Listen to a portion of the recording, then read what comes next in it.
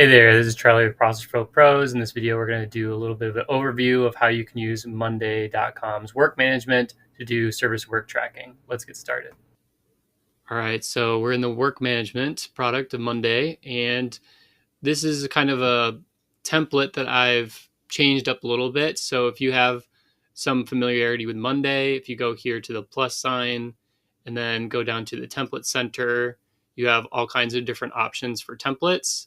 And if you go on the general templates list here, there's ones for project management and there's ones for construction. So if you're kind of like looking for something that's more service focused as far as managing your projects and customers, you might want to look there. And then you could also just type in service here. So you can get HR, IT, and then just general project management templates over here. So I've used some of those kind of from my experience in the past and some service-based boards that I built out and used. So this one, the structure is built in a way where you have customers at the group level. So customer A, customer B, customer C, and then each customer has a list of tasks. So here you can see that for customer A, we have already ordered the parts. So that's done, and it was assigned to Rick. If you want to assign more people, you just click the plus sign. You could add a team or a person. And then if the ordering wasn't completed, you can then change the status here. You can always edit the labels. You can move them around. You could add new labels to it. You can deactivate labels, delete labels. And then there's due dates. So these due dates can be synced with your Google Calendar if you hit customize date column and then Google Calendar sync or your other calendar. And you can change the date format. And then here is a column for numbers. So if you see, I made a number column here for the estimate hours. So like how long we expect something to take. And then the hours that are left, which is a formula column. So if you see here, this formula column was actually created with just the formula builder. So you can actually just use text or written word to get the estimate of the difference. So the difference here would be the estimate hours minus time tracking. And this time tracking is something that you can either click here to activate, or you can actually set up an automation to say, based on a status, start time tracker. And then you can also, as you can see, it changed the hours left here. You can actually do a manual entry. If you click here, you can add a session manually. So you don't always have to click this little thing here if you missed it. Then we have the timeline column. Timeline column, just like the due date column, you can sync with your Google Calendar here. Settings, customize timeline, Google Calendar. And then you can change the timeline just by clicking the dates.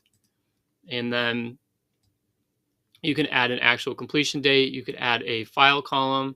Here I had just a picture of my dog. And then you can add more files to this. And then here we have a connect column. So this is a little bit different as far as features with Monday. Monday kind of differentiates itself with being able to connect and have all the data connected in a collaborative kind of way. So it's called a connect column. So basically, this column is connected with this internal tracking board.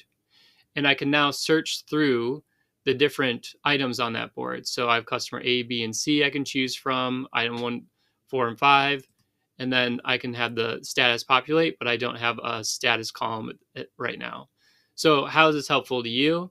So right now, customer A is attached to this item. So if I go over to the internal tracking board, I can see customer A is a two-way sync. So I actually chose order parts here so that it will show the status done. So if I go back here to working on it, it will actually show still working on it here. But if I click stuck here, go back, it'll be stuck here. So it's a two-way sync. So say you're working with some people on your team and they're really focused on, say, just the January orders, and they want to have the status of all the January orders in one spot. You could make one of these connect board columns and then mirror over the status here. So if I keep changing it, it'll keep changing on the other side. All right, now that we've gone over each column type, some other features that go along with this board is you can use SubItems. So say you're ordering parts and you have multiple parts you want to order. So you can have widget number 1, widget number 2, assign owners to who is going to do the ordering. And then you can click here, create an update, need to order. And then I could say at, and I could say myself, Charlie, everyone on this board, update. Now everybody's going to get a notification saying that, need to order this part still. You can add files here. You can check out your activity log. And then you could keep adding more sub items here. So say we needed to order another widget. And then you can add more sub item columns here as well. It's just kind of like the item columns at the top. So if I wanted to add, say, another date column for lead time. So if I know it's going to be, the 25th, but maybe I need to have it on the 26th, need by, I can add that right here. All right, so now you might be wondering, how do I visualize this data? So this is really cool for tracking all of the information or items or things you need to do for your customers. You need to order parts, you need to find a tech, you need to schedule an appointment. You could have, like I said, sub items for each one. And how does that look if you visualize it? So there's a couple ways you can go about it. So you have your views here. This is the first way you could go about it. And you could create different kinds of views. If you click the 3 dots or the plus sign here, you can add a table, a Gantt chart, a chart. There's all kinds of different widgets you can add here. You could add some cool little Gantt charts, which I can show you now. So this Gantt chart here is actually going to show you the breakdown of what needs to be done for each customer. And then you can show it by quarterly, yearly, monthly, weekly. So you can get pretty granular with it. And then you can show different types of data depending on how you want to, showcase it. Right now we're doing it by timeline. And then if you want to filter it a different way, you can filter it by person. So before, you can see customer A, customer B, customer C. These are the items for each. And then by person, you can see Rick, Morty, they both have tasks that they need to have done, and they have timelines for each one of them. And you can see in the legend here, some of them are both Rick and Morty, and some of them are just Morty, and some of them are just Rick. All right, so another way to view your data is the workload view. So there's no auto fit here, so I have to scroll over. But oh yeah, by the way, these are all interactive, so you can actually move this stuff around here instead of on the main table itself. But you can actually see the workload per individual. So the percentage is based off the number of hours they have in a week. So they have 40 hours per week. And this is kind of like how much they have on their plate right now. So they're 47% of their plate has been filled, 39%, 22% for week 4, 5, and 6. And then you can change this to item based instead of hourly based if you want. You can then visualize this in a calendar, and you can then click on different parts of the calendar and you can visualize stuff, or you can add more items as well. And then you can do a Kanban view. So you can drag and drop, move things around, and it'll be reflected on your main table here. You could add to the file column and say which file shows up here if you want to have some more visualization. So the next way we can visualize our data is with dashboards. So here on the left, I have dashboards. If you click the plus sign here, dashboards, you can create a new dashboard, but we already have one here. And you can add different widgets to it. So right here, you have a bar chart one, you have a battery one, pie chart, and another bar chart. If you click add widget, you can click chart and it'll add one for you, or you do add widget, more widgets, and then select from here, or you can search above. So here we have the estimated hours versus hours left in a budget. So we know how many hours that we have left to make sure we're not going over or under too much on our hours. And then the battery here is tracking the status percentage of things that have been done, working on, and stuck. And then pie chart's just a different visualization of this. And then you could add those same widgets that we had before in the different views. You get the Gantt chart, You can have the calendar view. You can have the Kanban view.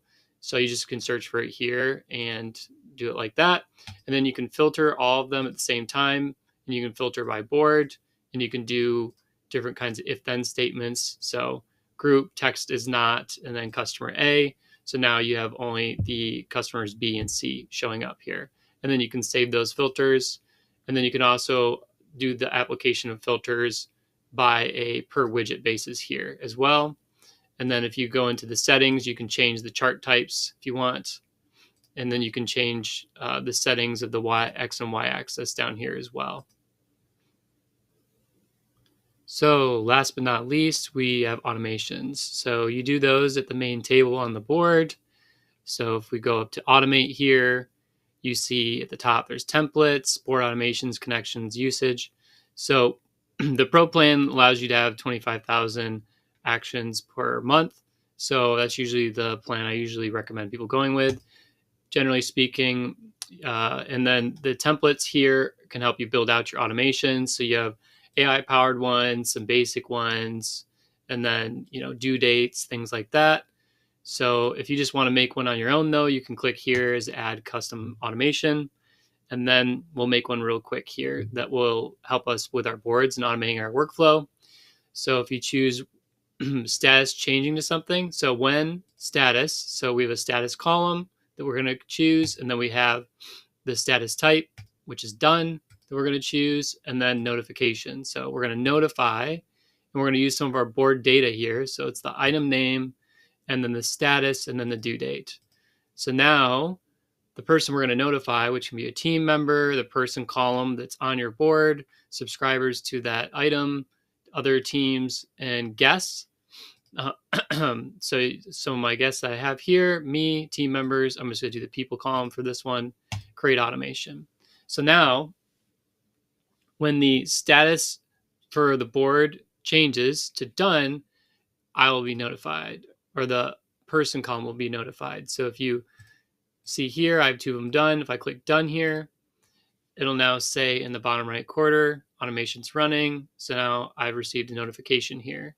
So schedule appointment with customer done.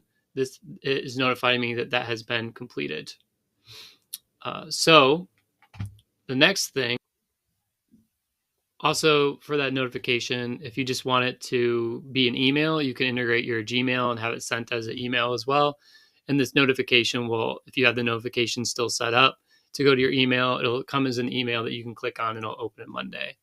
So speaking of integrations, if you click here on integrate, you can see all the integration options that Monday has. Here's some of them here. So you can integrate with Gmail, Google Drive, Google Calendar, Outlook, Slack. And then if you click on Slack or any of these other integrations, you can see some of the automations that they've built. So for this one, it's when data arrives, notify and channel. So, this is going to be great for notifying your teams that are using Slack and having different notifications in their channels instead of having to constantly check Monday or their email. So that's about it for this customer project tracking board setup. Thanks for watching. That was service work project tracking with Monday Work Management. That was just kind of like a high-level overview of a board you can do. You can obviously make it more detailed, add more automations to that, and I'm happy to help out. So feel free to go to the links in the description below. One of those is our website. You can get in contact with us, or you can look at some of our other videos to learn more. Thanks.